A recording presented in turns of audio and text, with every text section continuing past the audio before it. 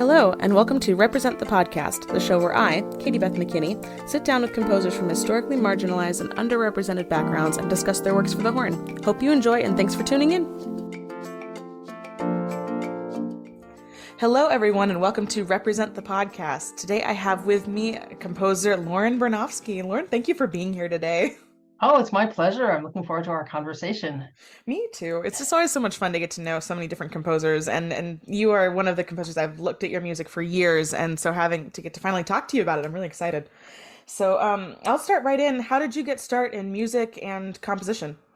All right. Well, in music, my parents, I have this early memory. I was around 7 years old, and my mother came into the room and said, "Oh, we're going to start you on violin lessons." So okay. So that was my sort of inauspicious start with music. And I did take to the violin. I love it. I practiced and all that stuff. I was a good kid that way. And it never occurred to me to try my hand at writing music because I was never ever given a piece by a woman to play, and I never heard music by women on concerts. So everyone knows about what year we're talking about. I started violin lessons in 1975. So back then, and I started on the Suzuki method, and that method was, at least at that time, all pieces by men or things called folk song.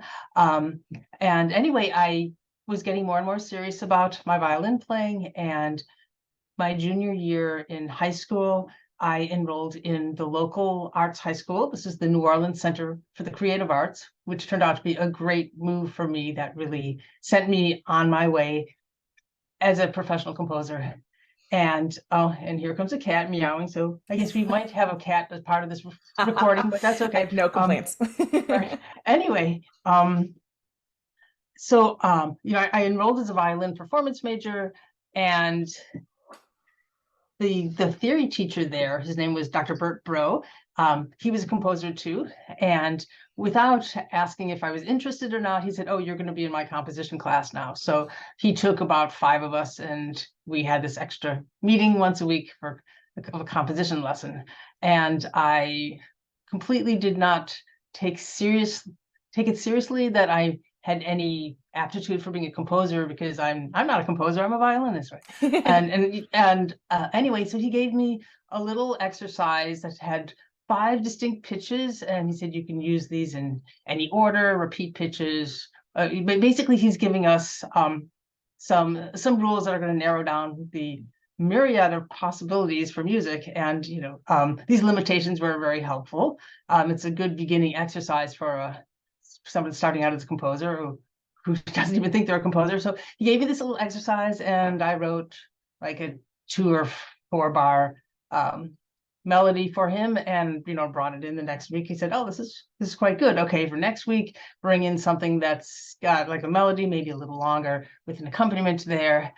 And so I did that, and again, he looked at it and encouraged me. And then I was starting to get encouragement from some of my classmates. It was really interesting that even though we had these really limited resources for pitches to work with, everyone's little composition they came up with or exercise was really distinctive. It sounded like their own voice, and I found that really fascinating. Anyway, he was giving me longer and longer assignments, and my first piece, which was not an assignment, I just took it upon myself to write, was a little violin sonata. Of course, for the instrument I knew the best, so violin and piano. And we had been learning about different scales in music, and we had learned about the whole tone scale. But I'm going to write a sonata in the whole tone scale. So I had this funky little sonata, 3 movements. And I ended up playing it on my senior recital. And it's nothing that I would use for anything, but I'm happy to have a copy of it. And I'm happy to have this sort of an example of my early writing that was more based on my talent and aptitude than what I had been told, about, how you should be writing music, sort of. Mm-hmm. Maybe it's too much to say I was like a noble savage as a composer in a way. Maybe more on the savage, I don't know. Anyway, and it was one of the few relics from my childhood that I saved. Fortunately, I took a copy of that with me to college. And the reason I'm talking about relics being saved is that my first notebook of my earliest composition exercises is gone because I left it in my house when I went off to college, and my house was in New Orleans, Oh and no. my parents, yes, that happened. We lost everything in Katrina. How awful. Water was up to the rafters for 2 weeks. So yeah, everything from my childhood that, yeah, it was basically gone. Oh, I'm so sorry. But oh yeah, thank you. I mean, at least I have that sonata. It's true. And yeah, so is, it's in my little childish handwriting and things like that. But it's kind of interesting to, for me to look back on that. It's like, okay, there's some counterpoint going on in there and some imitation and, some things that are, sounds like legit music for some of it. I'm sure it's fun to see how it evolved. Yeah, yeah, it is. Yeah, so like baby Lauren Bernofsky composer. So Oh. yeah, anyway, so here I am in high school and I have to decide, okay, what am I gonna do in college? I definitely was completely like I'm besotted with music in every way. I just lived it, drank, breathed it, all that. So I was definitely going to go into music, and the possibility was there. Okay, do you want to be a composition major, violin major? And I had been doing violin for so many years at this point, but only composition for about a year and a half. And it Mhm. just didn't seem like I didn't enough identify as being, yeah, that's my thing. I'm a composer. It was not enough to hang my hat on yet. So I went off to college for my undergrad at Hart School of Music as a double major. So it was a 5-year program, and I'm so glad that I did it. So I majored in violin performance and music composition. Oh, how cool. So yeah, and that has really, I think being a performer has really determined the sort of composer that I am, Mhm. definitely, because I know what it's like to play things that are awkwardly written for my instrument or boring or, too much going on and I feel desperate. All those things. I think about that as I write music for other people. Mhm. And at this point, you've written several pieces for a brass quintet. I know you have a brass trio, and you've got two Uh-huh. Latin dances for horn and piano. So, how did you get start writing for brass and for horn? Well, I got to my 5th year as my undergrad, and I had never written a note for brass instrument. I thought, okay, this is my last year. I should do something for brass. So I was studying with Stephen Gritch, who had been a trombone player. He was, my composition professor at Hart that year. I thought, well, this would be the time to write something for brass. So I I remember I annoyed him a little bit at my first lesson because I didn't bring anything in for him. And I said, well, I don't know brass at all. So I spent the week listening to music. And he said, okay, well, make sure you have something for next week. But now that I think back, he maybe could have talked about how to write for brass and things like that. Because I think he didn't know quite, he wasn't quite sure what to do with the lesson with a student who comes in with no music. But okay, that's that. Anyway, so I spent a week just listening to brass quintets. I also had recently, I think, taken like a 16th century counterpoint class. And so I ended up with this piece that kind of sounds like 16th century counterpoint a bit. Okay, more than a bit, Passacaglia. And Right. that was my first time writing for brass. And fortunately, it worked. I went with something like a texture, a style of writing that works well on brass. And that piece was, to my surprise, really embraced by a bunch of brass players. So I wrote it my last year at Hart, and it was premiered at New England Conservatory. That's where I went on for my master's in composition. And there was a little competition for a piece that would be chosen to be performed by the Honors Brass Quintet at NEC, and my piece was chosen, and Aw. that's how it was premiered there. Of course, a fantastic premiere, and some people started hearing about my writing. The first time it was like really widely used for something was I went on to do a doctorate, so 2 years at NEC for my master's, and I went on for a doctorate at Boston University, and at BU it was the Empire Brass at that time. Oh, yes. Fantastic resource for me, Mhm. and that really made more of a mark on me as a composer than any composition lesson that I took at BU, I think. Anyway, so I was an Empire Brass groupie. I would go to not just their concerts, but also their master classes, and I learned so much about what works well and what's a little more challenging on brass. In a way, when you're hearing just the very top, like hearing the Empire Brass guys themselves, they're going to make everything sound easy. But if I'm listening to say, an undergrad group, and there's some things that are a little challenging, that's where you really hear, okay, this is what's challenging because like the horn player split that note, or whatever it is.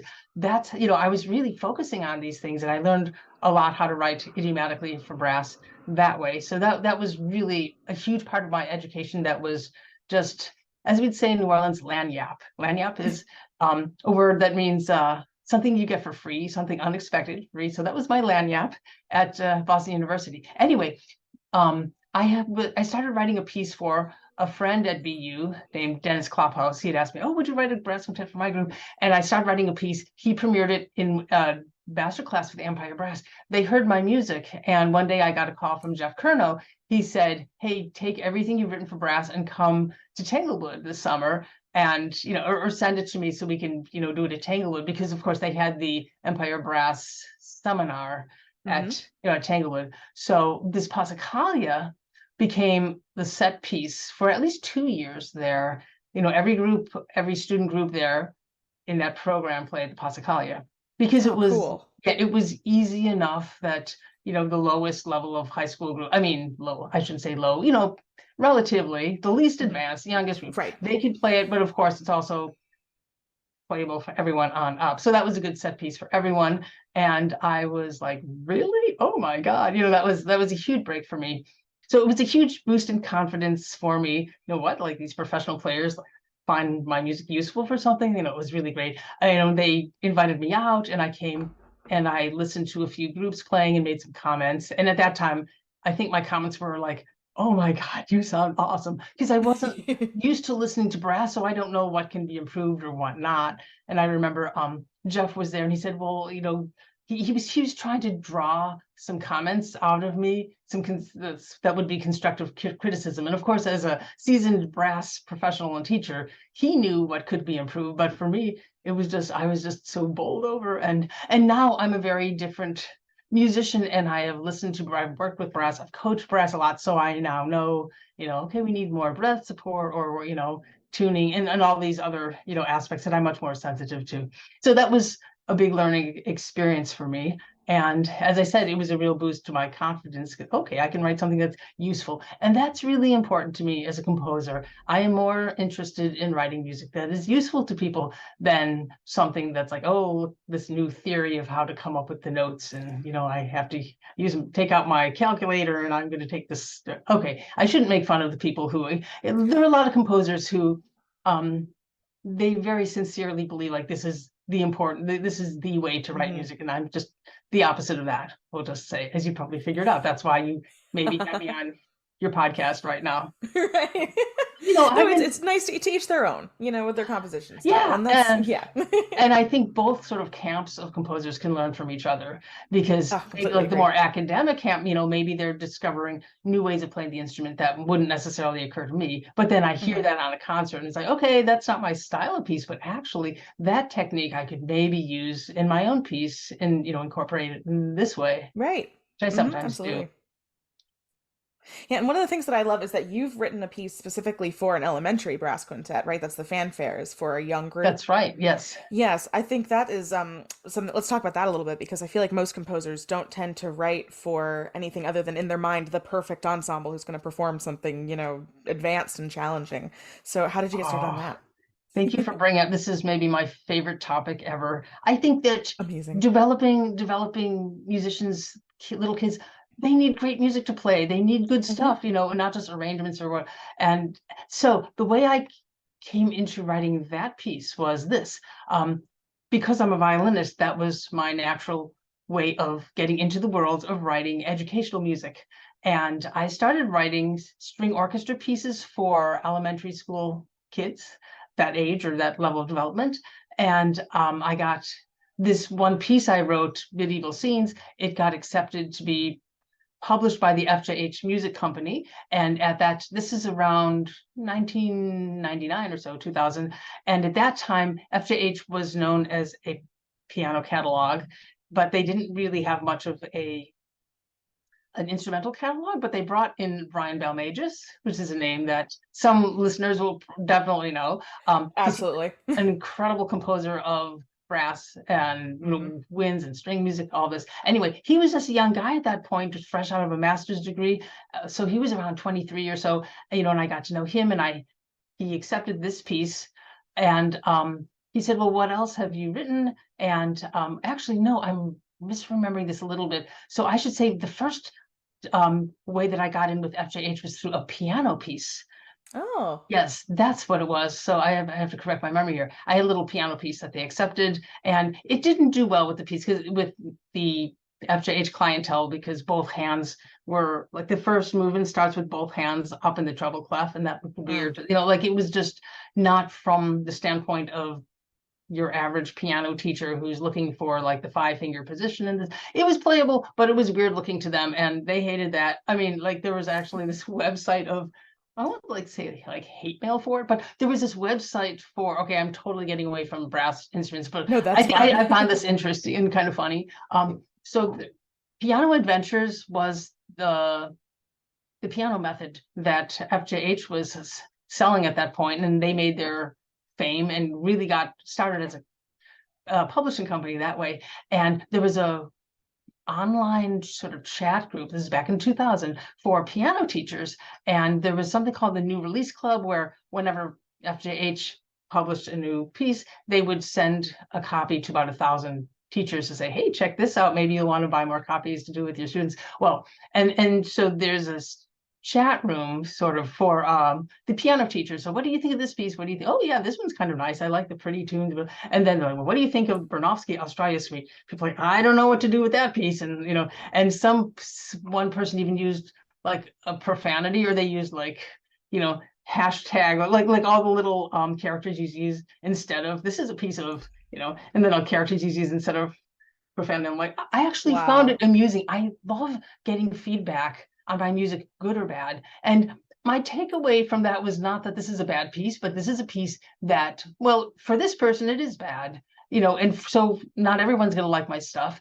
At the same time, I felt a little bit invincible because I had just gotten this great review from this Clavier magazine, which is like, I don't know, it's like out of England or something, and it got this check rating, which is, they only put the checks on like the very finest, or I was like reading, so what is a check rating? And it was like highly complimentary. Anyway, so I'm like, well, okay, but Clavier magazine liked my piece. Anyway, so but that was my first like introduction into FJH and their introduction to me. And my piano editor there, her name is Carol Matz, and she's a wonderful composer, arranger, editor, and now a friend of mine. And she, liked that piece a lot. She accepted it, worked on it, and we became friends. And I had made this compilation CD of my stuff, and I sent that to her. And there was a brass quintet on that. She handed that CD to Brian Balmages, who was then the 23-year-old, just getting started guy in music industry.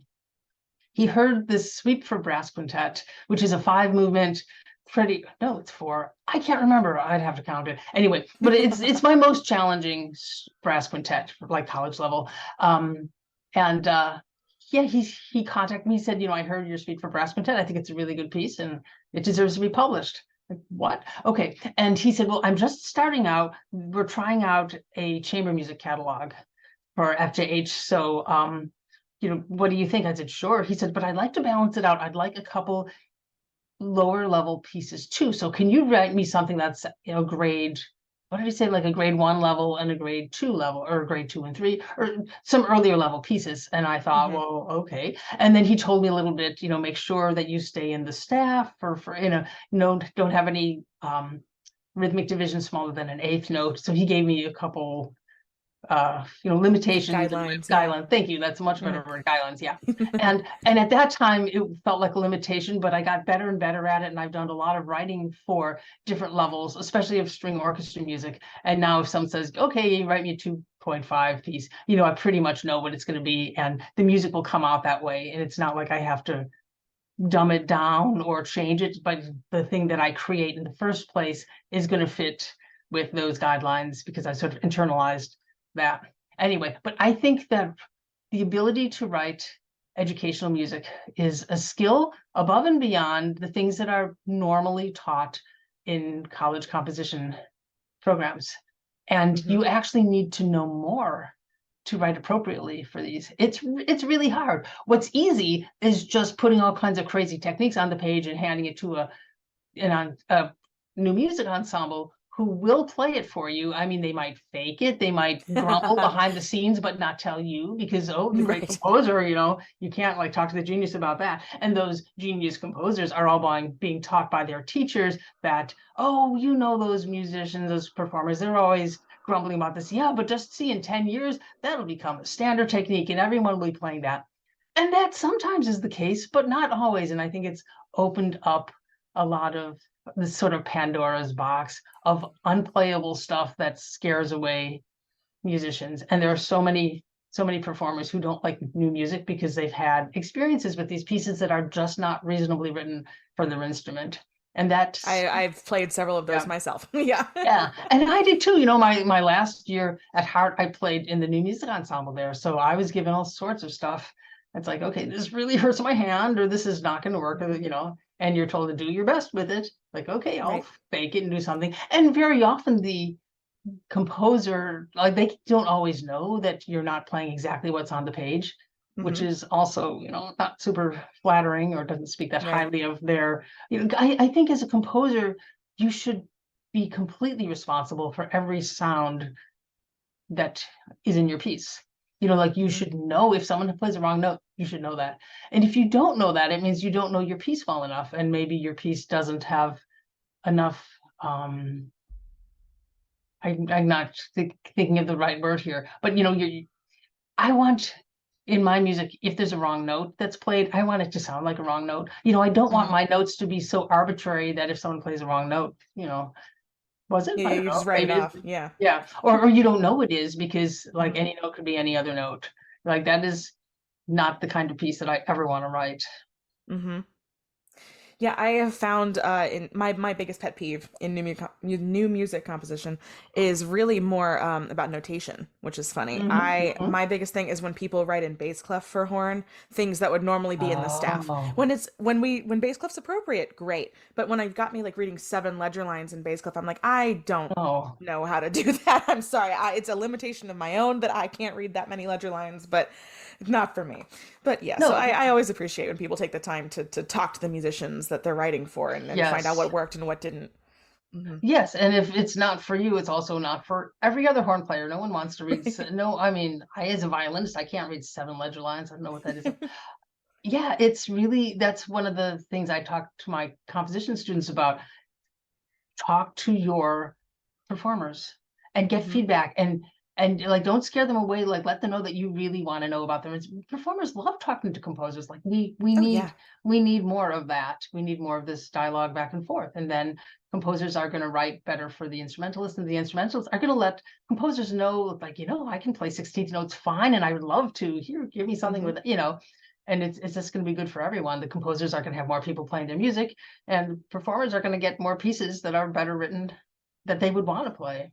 Right, then we can branch out and not only have horn pieces that are written about being in the forest, which are great, but having other subject topics is always great. Yeah, so many new music pieces, and it's not a complaint because they're fun. But we like to try out some new stuff too. So I always love that.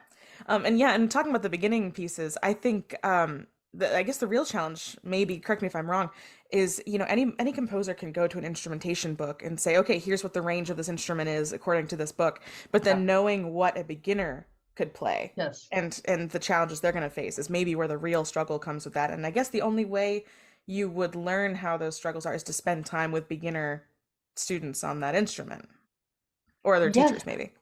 Yes. Both of those. So write something, hand it to a beginner, and see what they can play and what they Mhm. can't.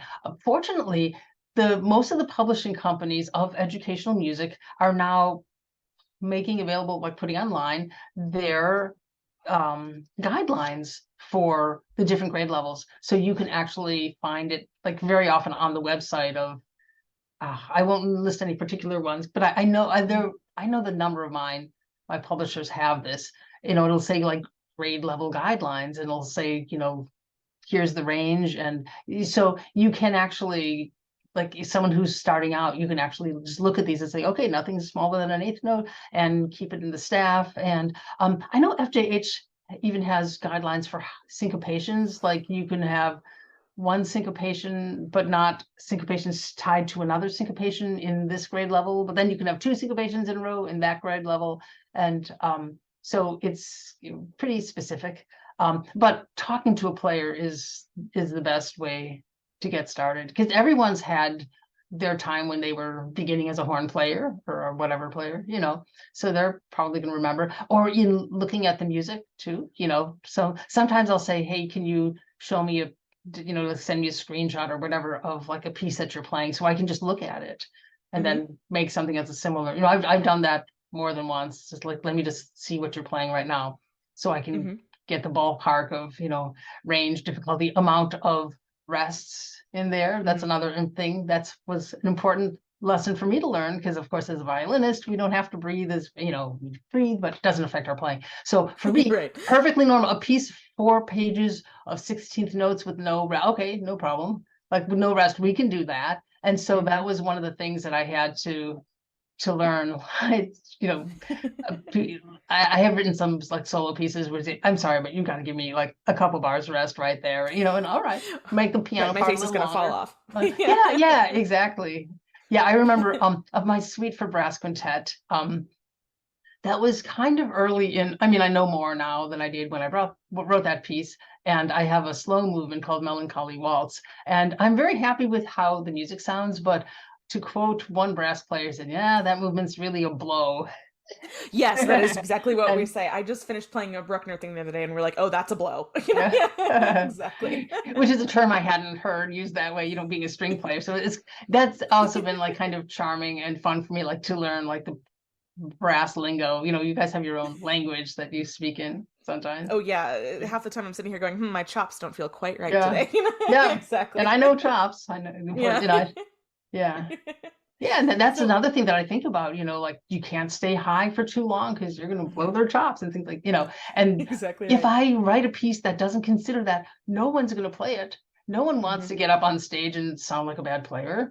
And Hmm. I wish that composition teachers at the collegiate level thought about that and talk to their students about that. Instead, they'll say, oh, they'll get it, just, everyone like wants to fancy themselves as a genius, and in 10 years, 20 years, 30 years, everyone's going to realize what a genius I am because I'm pushing the envelope of technique or whatever. But Right. sometimes that works, That sometimes not.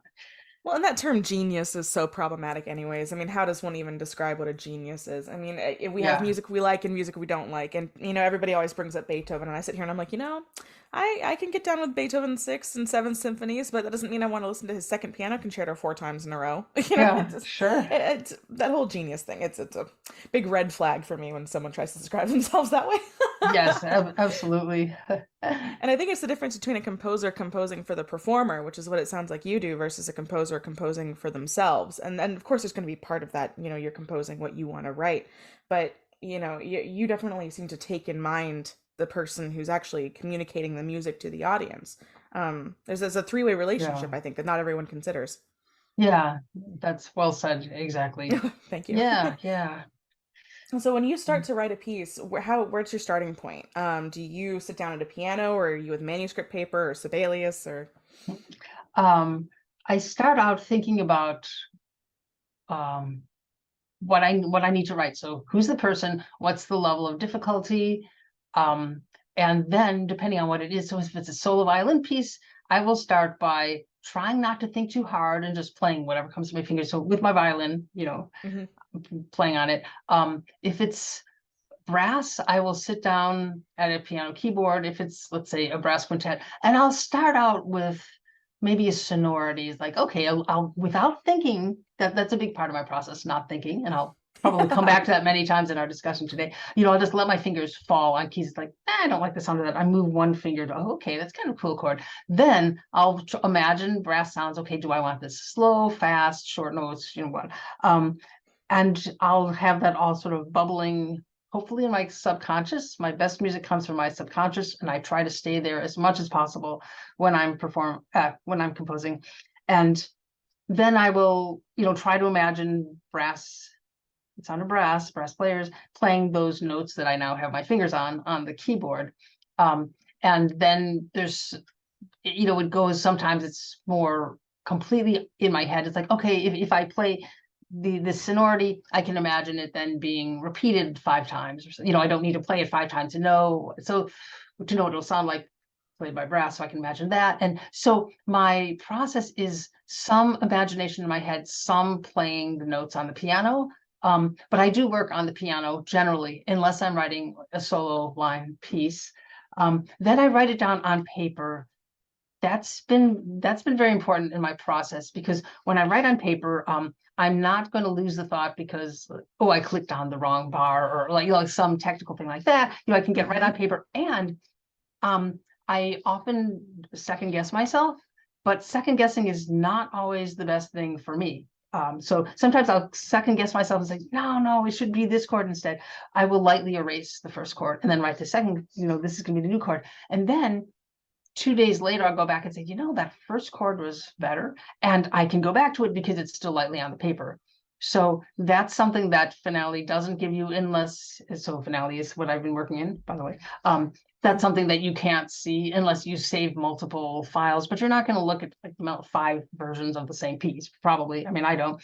So anyway, so I do write on paper, and I usually get too antsy and I don't write the whole movement down before, but I will start putting it in Finale. It's like if I have a good 2 pages of it, I will start putting the Finale just so I can clarify it, so I don't have to recopy. Recopying pencil on paper is time that I don't think is well spent for me. So I will, put the first 2 pages into Finale, and then I will keep going. And so then I will do the playback from the Finale, keeping in mind what is magically possible in Finale and what is not in the real world. That is also really important.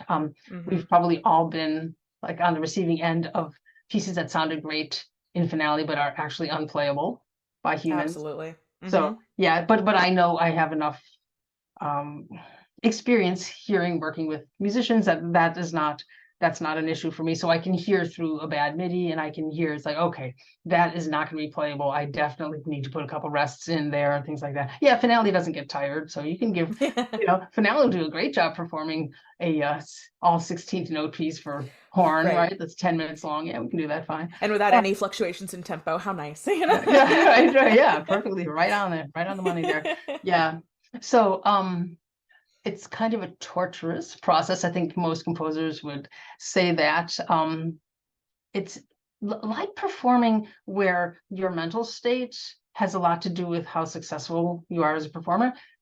For me, the same thing in composing. So if I am like super critical of myself and totally second guessing, well, what if that sounds stupid? And no, I will get nowhere. So I try to get into this sort of non-judgmental zone where I'm not thinking about too hard, just like let something come out and then write it all down and then sleep on it. That's a big part of my process. Sleep on it so the next day I will have a sort of fresh or slightly fresher impression of it. Does it sound, do I like this still a day later?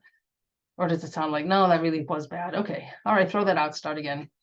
But I'm over the years of being a composer, I've gotten better at finding out what works for me. And what works for me is just letting come from my subconscious. That is my best music. And for all the composers who think, oh, well, it needs to fit this pattern and have explanations behind it, all those patterns and explanations, they're there because my subconscious did it. I think a lot of composers don't give enough credit to what we already know, what we can do in our subconscious. I have imitation and all these other ways that some composers and theorists will use to measure the quality of music. I will go back to a piece that I wrote subconsciously or largely subconsciously, and I will find those things in there. So I'm like, okay, you know what? It's that piece is good. It came out of my subconscious. It was easier. I'm happy with it. And that is the method I try to use as much as possible. I really like that. It's almost like reverse. Well, it's not really reverse analysis, but you're letting the music happen, and then people can come along behind later and say, "Oh, this is the technique that made that music so cool to listen to." But you're not aiming to do that technique necessarily in that moment. It just kind of flows out of you. Exactly, and I love that you use the word reverse, because I think of music that is written starting out with the analysis and the technique, and then using that to generate the piece. I consider that a reverse way of writing music. If we Hmm. think back to like professional musicians have all had their counterpoint, right? And right in the style of Bach. Do you think Bach was thinking of rules? No, he wrote these chorales because that was his church gig. He had to write, a new setting for Hmm. each week. Um, and he wrote what sounded good. And because it was so successful, then theorists later on came back and said, okay, let's try to see what he did and see if we can come up with a set of rules. And if we follow them, it'll be in his style. Hmm. But I that's have not to make he. complete apologies to my counterpoint teacher because I just remember being so mad that I wasn't allowed to write parallel fifths when I thought they sounded cool. Oh, I'm yeah. like, I'm so sorry. I love parallel fifths, and they do sound cool. In fact, I wrote a solo violin sonata a couple years back, and I have this long section in parallel fifths because I love the way it sounds. And you probably now know the reason why parallel fifths don't work well in the context of the Bach, because it becomes part of the timbre. It doesn't sound like, well, they talk about, oh, you don't have independence of lines, because really, like if you think about how a pipe organ works, that is like a bunch of closer to not quite a sine tone, but a very pale pitch that gets layered to make the different kinds of sounds and the different stops on the organ. And a lot of them will just have become parallel fifths, and that becomes a different sound. The what Hosanna sound instead of the great, or all these different stops on the organ. Um, yeah, so that's why it happens not to work, even though it's a really cool sound. Hmm. And yeah, I've definitely used that in pieces. And when people say, oh, Bach breaks the rule, no, it wasn't a rule then. He just did something that was out of what he usually did, but it still sounded good. I don't remember which chorale it was, but I once found one of his chorales where he went from a 5 chord to a 4 chord, Oh, which is you're not supposed to do, but it no, no, no, sounded no. fine. It sounded absolutely fine. So why not do that? Hmm. But don't do that on your counterpoint test because No, right. you will get marked down for that. I'm gonna be haunted by Mr. Blessinger. I'm so sorry. Anyway, But so counterpoint, it's great training for a composer, for discipline. And I use counterpoint a lot in my music. mhm. I love counterpoint. Oh, it's one of my favorite things when it sneaks into places I'm not expecting it. Well, like I'm a big musicals fan, so I love when a Mhm. counterpoint song comes into a musical. I'm like, oh, this is my favorite part, Ah, okay. So, how would you characterize your compositional language? You just said you like current counterpoint, but what else do you feel is in your essential style? Oh my gosh. I know it's a broad question. Yeah, yeah, yeah. Like, so what do I do actually? Let's see. Um, I'm very sound oriented. I love tunes I'm more tune melody oriented than I think a lot of modern composers are. Hmm. Um, I'm a big fan of opera, and I'll talk about that more later if you happen to ask me what I'm working on now. Oh, I And love. Oh, I will definitely ask you okay, and that. so there's a lot of opera that's being written today that doesn't have obvious arias and like super memorable bits in it that you'd call, oh yeah, that's like that aria. It doesn't have things that a singer might excerpt out and say, oh, I'm going to do that aria on my recital this Hmm. year. Anyway, but I am very much about melody. And I think that there's a lot of music that is very successful that's not about melody, but that's a big part of what's important to me as a composer. As you know, playability. I guess I would be described as a tonal composer. Um, I would hope that if there's a wrong note that gets played, that people will know it. It's like, are you sure you want that? That's to me a sign of the kind of piece that I want to be writing. Um, I think other people could probably describe my music better than I can because I'm so close to it. Yes, it does become deeply personal at that point, doesn't it? Yeah, yeah. It's like describe yourself as a person. I'm like, I don't know, I think I'm fine. But like other people can say, oh, that person, then they could say like 12 characteristics that Right. you don't see when you're so close to yourself. Well, that's why writing a bio for a website is so hard. Oh God, I hate that. Yeah. Oh, Yeah. I do it for my friends because they're like, I can't do this. Can Yeah. you come up with something? I'm well, yeah, tell me what you did yesterday and I'll write it in, Oh, that's great. But so this is my fun composition question here. So who is your favorite composer besides yourself, but it could be Oh you? no, it's definitely not me. I mean, it's like not. It's like when I want to listen to the music I enjoy, I'm not going to put on something that I wrote. But so my favorite composer, I don't have any single one. I'm just going to name some of my Do top. it. I won't even say top 10. There's people who come to mind. I love Hmm. Bach. I can't even say why, and I actually don't care why. I just know that I love Bach's music, Beethoven. I love Mendelssohn. His octet is fantastic. He was only like 17 when he wrote this incredible. Okay, and that has everything that I love in you. It's God, passion, beauty, counterpoint, great instrumental writing. Okay, Mozart, I'm a big fan of his operas right now, especially. Hmm. Living composer, and I love Ravel very much. Mm. Yeah, he's a string quartet. Ah, fantastic. Oh yeah, I love And the string quartet. yeah, living composers, Valerie Coleman, Love Amanda Hart. Valerie. Yeah, She's a friend yeah. of mine. Oh, me Yes. too. We went to school. I was a doctoral student and I met her. She was an undergrad at Boston University. Oh, how Yeah. fun. And I remember I have this memory of her. She was playing in the orchestra. I was playing in the orchestra, I guess, and I met her there. And I guess we found out that the other one, even though we're both instrumentalists there, we were both composers too. And she just had this like spark in her eye or something like Yes. this is someone who's gonna be something. Like Oh, she's so special. There's some kind of like hidden fire in her that when she yes. talks about music, it is so inspiring and just makes everybody drawn to her like a moth to a flame. Yeah, yeah. Yeah. And I could not be happier that like the kind of success that, oh, wow, she's at Incredible. the very top now and good for her and She really completely is. deserved. She's wonderful. Someday when she has 5 minutes, I'll get her on this podcast. But for now, Yeah, she is yeah, way she's too all booked. over the place. Right, right. Isn't she working teaching full time at She where did she is at get? Manus. Oh, She's at man, Manus oh, now. yeah, good for Yeah, her. Oh, I that's so know. great. Yeah. And she's another person who came from a performance background into, Hmm. and performers really embrace her music because she knows what people like to play and she writes wonderfully Absolutely. for. Jim Stevenson is a dear friend of mine and I really admire his music and I have no Mm. idea how he turns out the volume and I mean quantity, but also quality of music that he does. Also another he was a performer first, trumpet player. Hmm. Um, gosh, okay, so I've already listed like 9 composers there. So I'll stop, but I'll just say that I don't have any single favorite one, and I do enjoy different ones different ways, just like different flavors of ice cream, just because I love Hmm. one doesn't mean that's the only one I'm gonna, the only flavor I'm gonna eat. Sometimes it depends on the weather who my favorite composer Mm-hmm. is. I was like the other day I was grumpy and I was like, okay, we're gonna go listen to the Foray Requiem. That's Oh, the mood for today.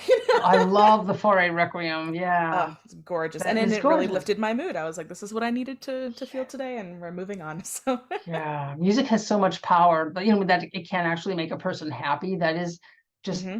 I just unbelievable to me. I mean, it's believable and unbelievable, to me. Yes. And that's part of my attraction to being a composer. It's like you can make people happy. Sometimes I will Hmm. get people I don't know writing me from like Australia or something. Oh, hi, my name is so and so.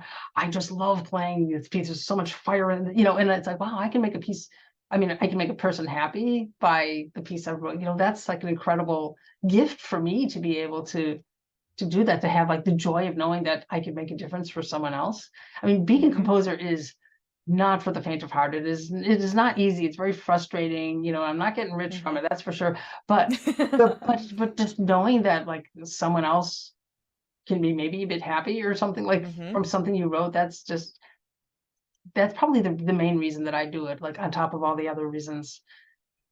Yeah, I mean, there's something in your music that's resonating with performers that way because I haven't been to a conference with brass players in the last, I don't know, 4 or 5 years where there hasn't been one of your pieces on the Hmm. program. So, clearly it's making the musicians who are performing it feel something that they are enjoying themselves and want to perform it again. And I think that's why most of us get into music is because at some point it makes us feel something Hmm. and we liked how that felt and then we're here trying to replicate it over and over and over. So, yeah, that's always a good Yeah, sign. yeah. So on the business side of composition, since you mentioned, the how difficult it can be, how do you typically get connected with people who want to commission your music? Do they reach out to you, or is it a consortium kind of thing? Actually, I've never done a consortium before. Um, I've also never had any success, or I should say, I've almost never had any success reaching out to people and then they're listening to my stuff and oh, then they like it. Then they want to have something to do with me. That almost never happens. I mean, I think a composer is your own worst PR agent or something, because people assume that, they're not necessarily going to, I mean, why should people take your word for it that you're a good composer, right? So Mhm. I just have to hope someone else will hear my piece and then a piece of mine and then contact me. Um, and I've had a lot of, I mean, the last couple of years, lots of brass commissions coming my way. And I have been actually turning them all down because of this opera that I'm writing right now. We're supposed to talk about Mhm. that later, so I won't get into it. But yeah, so I have had better luck, I guess, just meeting people, them wanting to hear my music, or but like anything I say about my piece almost has no value because it came out of my mouth. So really anything like me getting in with FJH, which then led to this, huge, for me, the flourishing amount of music. That's a really weird way of saying that. But I've written a large volume of music of string orchestra. Like I have like 30, at least 30 pieces for like kiddie string orchestra. And that happened through word of mouth because someone else passed on the CD with my brass quintet, to Brian Balmages, and then he said, okay, well, like what pieces of and then he started encouraging me. So that was a word of mouth thing. So I have definitely been on the receiving end of the kindness of other people who will mention my name to someone else. Hey, you should really check out her music. And that's why I try to, when I can, lift up other composers too. So sometimes if I come upon a piece like, I think this is really good and this deserves to be published, I might actually send that to an editor saying, hey, you might want to check this out. That's so And great. I mean, yeah, yeah. as when we have any kind of, I hesitate to use the word power, but maybe it's more of clout Mhm. in the musical zeitgeist.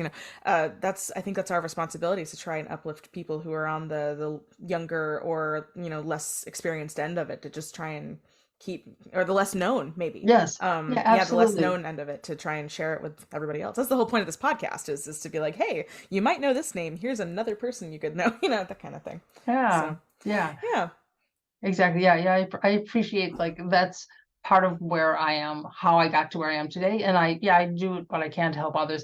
Um, I still sometimes try, like I wrote a professor. I won't get too narrow, I won't narrow this down, but I wrote a professor at a major school recently about this violin sonata that I've written, which I think is very good. And violinists are always playing the Bach solo sonatas. Well, they're fantastic pieces written by someone who played the violin, and like every possible way you can analyze them. They're just fabulous, you know. And but there's room for something else. These pieces will have like a saraband in them that no one knows today how to dance a saraband. So maybe No. you know the teachers who are teaching this, maybe they would be open to something that's a little more recent, not instead of it, but just in addition. And Hmm. what inspired me was I had gone to a violin recital and there was another piece, another Bach sonata. It's like, wow, one of those again. And how tired must these professors be of teaching the same 8 sonatas over and over to like all their students. So I wrote to some professor and I said, oh, would you be interested in checking out the solo sonata? It uses a lot of the same techniques, but it's more contemporary language. Never heard back from the person. And that is usually what happens. I'm not saying, oh my God, I didn't hear back. How is that? No, that is the default. The default is that I don't hear back from them. People do not like hearing from composers. And I think I can't prove it, but I'm guessing that a lot of them have been scared away by hearing unplayable, unpleasant to them new music. Hmm. And that's why they don't Right. want to check mine out in the first place, which really bugs me. But okay, that's Hmm. just part of how things work these days. Yeah, Yeah. that's too bad. It's almost like well, it's not even almost, it just is that people are missing out on all of this great music and it's because they were the one who was approached instead of hearing it somewhere out in the world and going, "Oh, I like that." Mhm. It's really too bad. Yeah, yeah. Yeah. And it's quite possible that they receive 100 requests a week from composers. Oh, I have this great piece for your instrument. Could you check it out? And Right. then they do, and they hate it. Hmm. That is quite possible. I've heard conductors say that like, we do not have time to listen to all these pieces being sent us. Hmm. So Yeah. Yeah, it's it's too bad. It's that we're so inundated. But yeah, yeah. now, do you have a process for getting your music performed, or do people just kind of perform it and then tell you later or never tell you? Some of those last two, yeah. So I don't, let me see, if there's a piece that I think really needs to be out there because I think it's useful and good, I'll talk about my trumpet concerto for a minute. So this is a piece I wrote over 20 years ago. It was my doctoral dissertation, and Oh, cool. it was for Boston University. So trumpet and orchestra, 3 movements, fast, slow, fast, along the lines of the kind of thing that people do and what you're expecting from a concerto. And the person who helped me write it, the trumpet player I work with, Gary Peterson, wonderful musician, incredible trumpet player. he he then got a job. He's principal trumpet at the Bergen Philharmonic in Norway. Oh, And cool. he had the opportunity to play a concerto with a summer festival out there. And he said, "Hey, Lauren, I'd like to play your piece." I'm like, "Oh my God, fantastic." So I got the orchestral premiere of this piece. Well, in 20 years, that piece had not been played again with orchestra. It Wow. had been published for, by Theodore Presser, right? Big publisher. It had been published in a version for trumpet and piano, which had been commissioned by Mary Thornton, who was a very important person in my life because she's Ugh. a wonderful trumpet player, and just like she's the one who you have to thank for my trio for brass. She commissioned Oh, that. how great. Well, she did her dissertation on this trumpet concerto, and she commissioned me to write a piano reduction of the orchestral part, which totally opened up, the possibilities for this to be done on recitals. Great. But in 20 years, it had not been performed again with orchestra. And I mean, it's not like too shabby a piece, I guess, because last summer it was, to my amazement, chosen as the required repertoire for the ITG solo How competition. cool. So a lot of people learned about the piece, but still has not been performed with orchestra. I sometimes will play in the local civic orchestra in Bloomington, Indiana, where I live, called Bloomington Symphony. And I was talking to, I was really trying to push it, like to conductors, like, I have this piece. It hasn't been premiered in this country with orchestra yet, not in this country in 20 years, and so I did push a little, like, I'll keep playing in the orchestra if you do this piece. I didn't say that way, but that's how I thought of it. And like, so he did put it on, and that is a, for me, increasingly rare example of me trying to push a piece getting on, because usually it doesn't work. Now, he had already done some of my music before. He knew me, he respected me, so we had a good You had that relationship working about that. relationship already. Exactly, yes. Hmm. If I cold call someone, it's almost guaranteed, it's almost guaranteed that it won't work. So Hmm. I now almost exclusively, I let other people. I mean, there's enough buzz about my musical, enough people have heard it that it gets performed. Every once in a while I will go through just to see, what is out there, who's playing what. And, there have been 20 performances of pieces of mine this month, Oh, how and great. yeah, it's like, okay, like in Thailand and Australia. I just found out Hmm. about yesterday one in Australia. So yeah, my stuff is out there now, and partly because of publishers, and with brass players, I think there's a lot of word of mouth. Like, people Hmm. go to a recital, they hear a trio for brass, it's like, oh, okay, they keep that in mind, and maybe later, a couple years later, they're going to mention it to someone, they end up playing it, who knows. So yeah, word of mouth, I guess, is the main way that my music is sort of getting out there these days.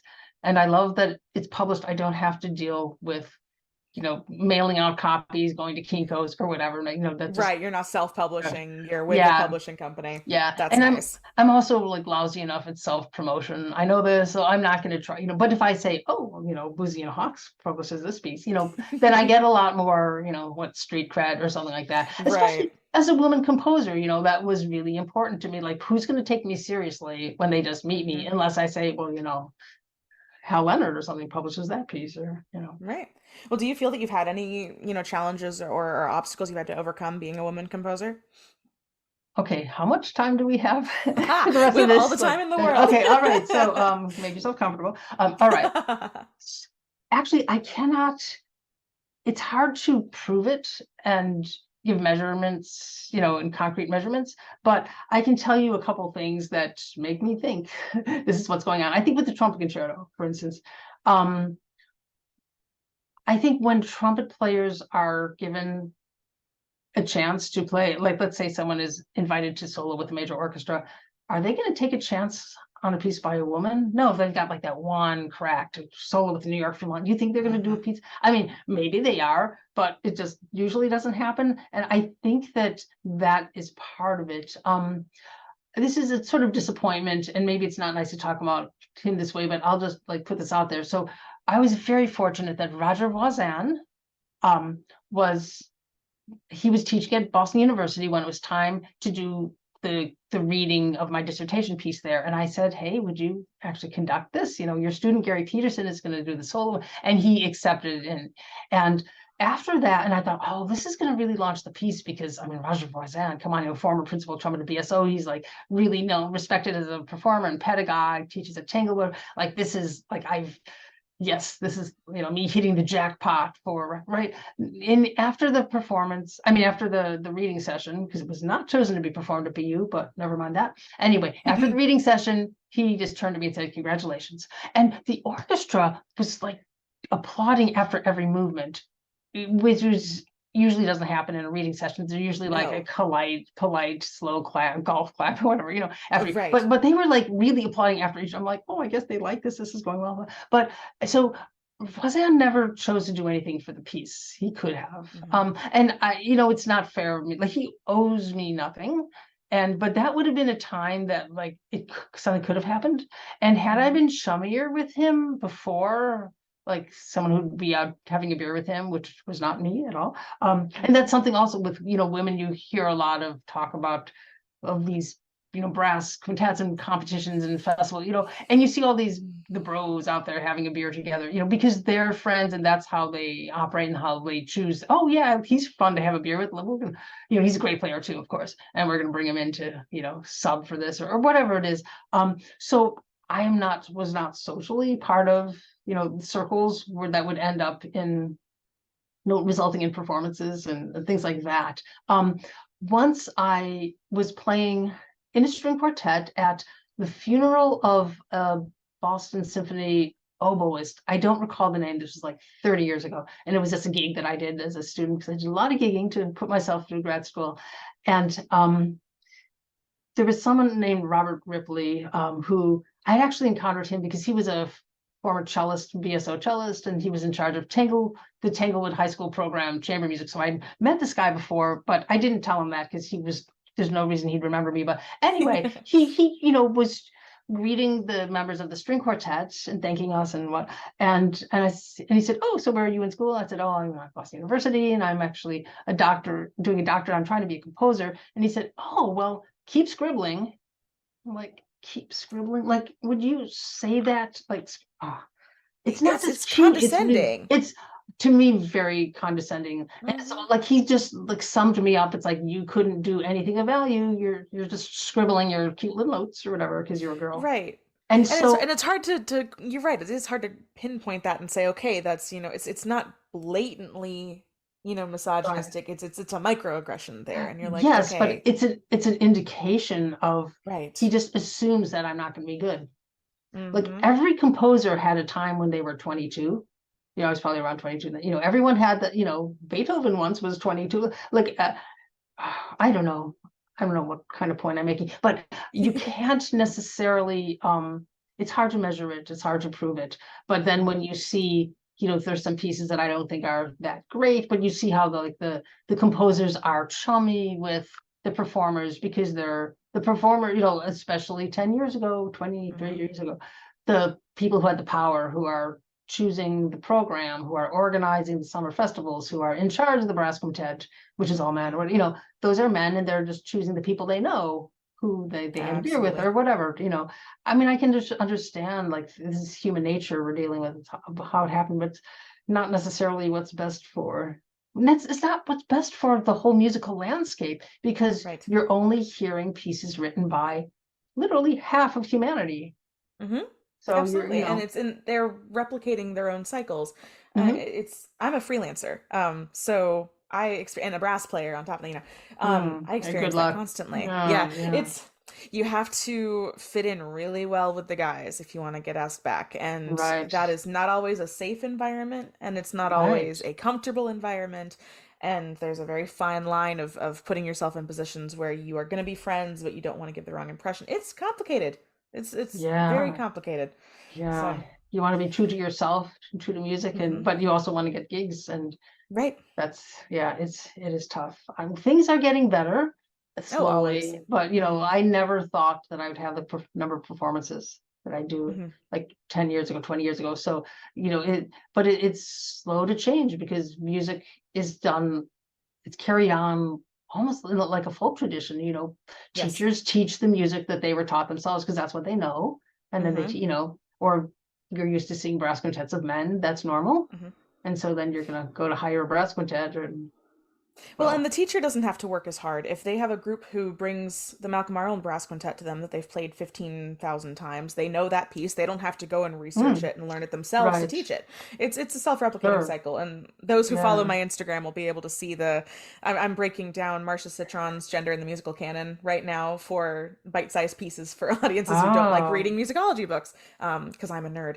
So, it's the way the canon is reproduced in academic institutions and outside of it is all very dependent on these, like I said, self-replicating cycles. And yeah, it's yeah. fascinating how it works. And it's our job, I think, as disruptors to try and break those cycles and say, Hmm. hey, here's something new to try. Yeah, absolutely. So we are coming to the end here, so I'm going to do the rapid fire questions at you so we can finally let you Okay. talk about your opera. So, what hobbies and activities do you do for fun outside of music? Oh, I'm such a nerd, barely anything. I exercise just enough so I don't like fall apart. Which I'm is like working a on that. walk. I'm like, I mean, really, that's like taking a walk. It's like, well, I walk for the dog for 20 minutes. That's Yep. My new deal is exhausting if work I on want it. Starbucks, I have to walk the dog to the Starbucks instead of Oh, ordering it. okay. That's my new Yeah. deal with Good, myself. good. Let's see, like hobbies. I used to sometimes like cooking, Hmm. but now I'm like so ob obsessed with the idea of writing this opera thing that like I feel like I'm wasting my time if I'm doing other things. So like I'm not very good at keeping house. I can say that. I'm like really kind of a pig. I do the absolute minimum because I just don't care anymore. I love being in my 50s. I'm 55 now. And it's like I can just do what I want. I don't care what people think Oh, of I me, love what that. anyone's extra. Um, I need to steal that energy. but yeah, it's kind of nice so I can just focus more on what I want. I mean, I've had two kids, and this one is off, flew off from the nest or whatever. And the other is about to graduate from high school. And now she, the younger one, can drive. So this has opened up so much more time in my life. I Oh, don't you're have to not the drive her to. chauffeur anymore. Well, yeah, Yes. exactly. It's like what I have this crazy amount of time now. And then I look Mhm. back, it's like, how did I possibly write the trio for brass? I had this like newborn baby who was like, oh, he Wow. was not a happy camper of a baby. So it just took like healthy, but just so high High high maintenance. impact, I would say, high maintenance. Yeah, like I don't even know how I did that kind of thing. But now I'm like in this great place where I can just, lose myself in my music for hours a day, which is fantastic. Hmm. So tell me about this opera you're writing. I'm excited to hear about it Oh, because I love opera. oh, opera. Well, since you asked, only since you asked. Okay. So I dearly love the human voice. Like people ask me, what's your favorite instrument to write for? And I'll actually say the human voice is the most natural. We don't have all the technical things The going on. Like, apparatus. yeah, I mean, they can run out of air. Sure, there's that. Anyway, so I have so far written two young audience operas that are around 45 minutes long. Actually, one of them is going to be done in Ecuador in Guayaquil How on June cool. 1st. But yeah, yeah. Congratulations. And well, thank you. Yeah, I'm excited about that. Anyway, but I have up to around 4 years ago, my compositional output was completely determined by commissions coming my way, which is a fantastic place. I'm so lucky that I was in that position. Um, and but I thought, if I keep doing this, I will write only string orchestra pieces and trombone pieces. Like, especially that's what I think I'm most known for.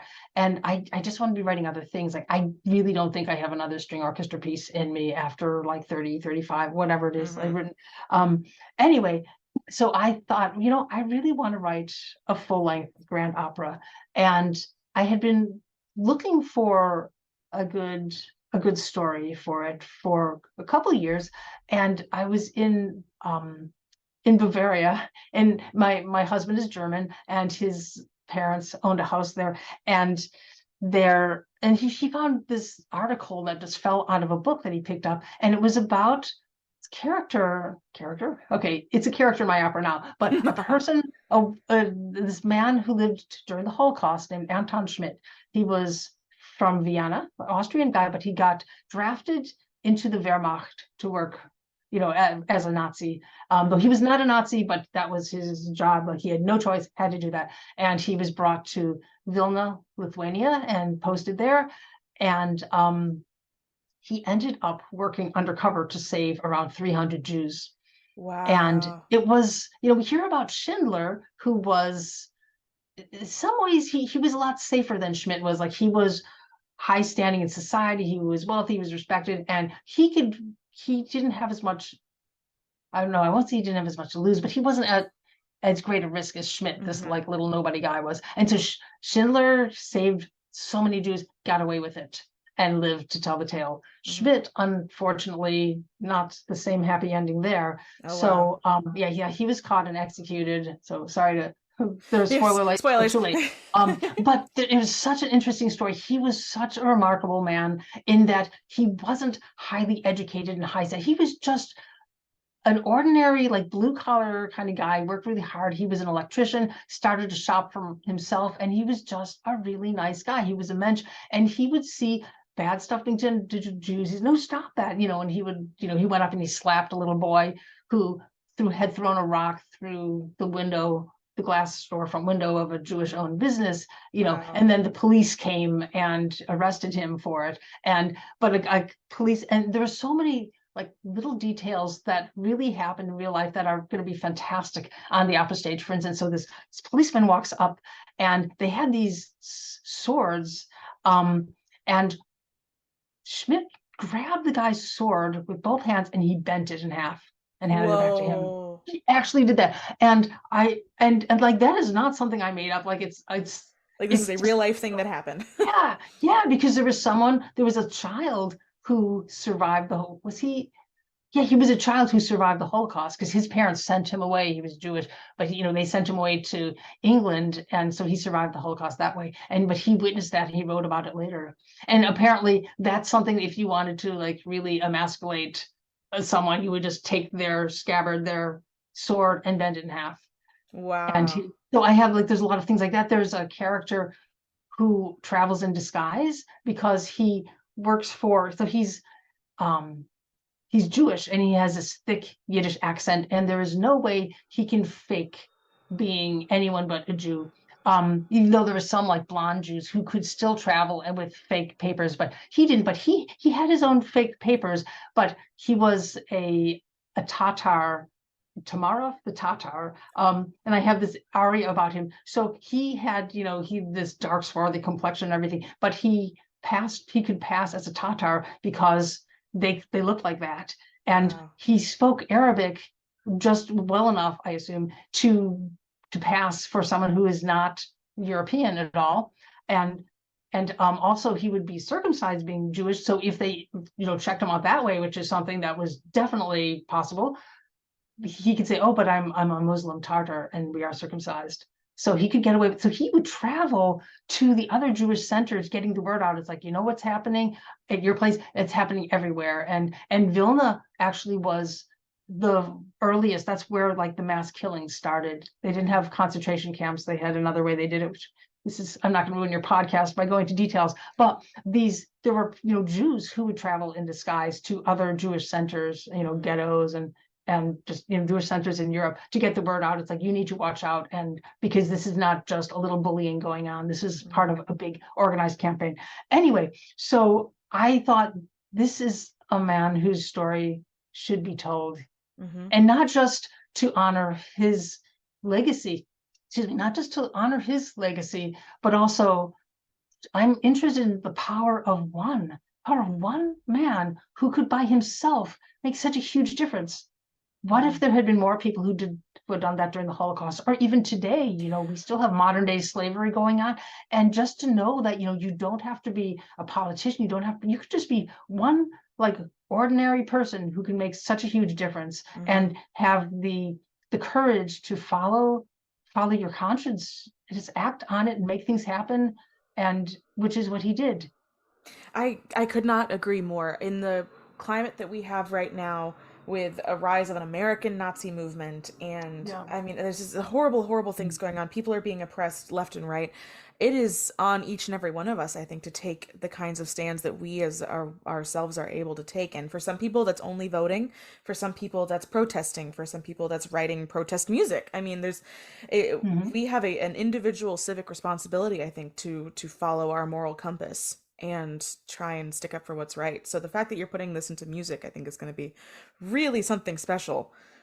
Where are you on the composition process? Do you have a premiere date happening, or is this just? Oh, No, Still I in the don't. It's works. sort of in a way an orphan opera that it is not associated with any opera company. I just want Mhm. to do what I'm, do it the way I want to do it. And Yes. so far I've completed Act One, it's about 45 minutes in piano vocal score. And there's a conductor that I won't mention his name because he hasn't signed on for sure, but who's interested in doing it. And it would help a lot, because he's Mhm. very well positioned in the opera world and has been helping me. He's gone over every aria with me, Oh. to make sure everything right.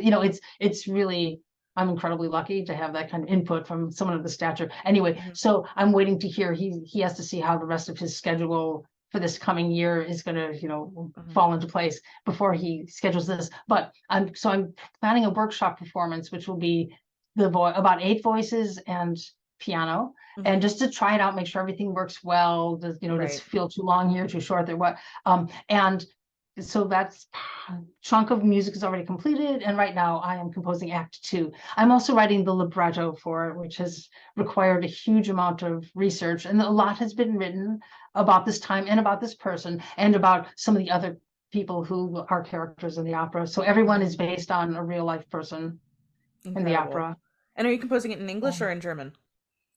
in English. Okay. Yeah, I was curious. I was like, oh yeah, Yeah, okay. yeah.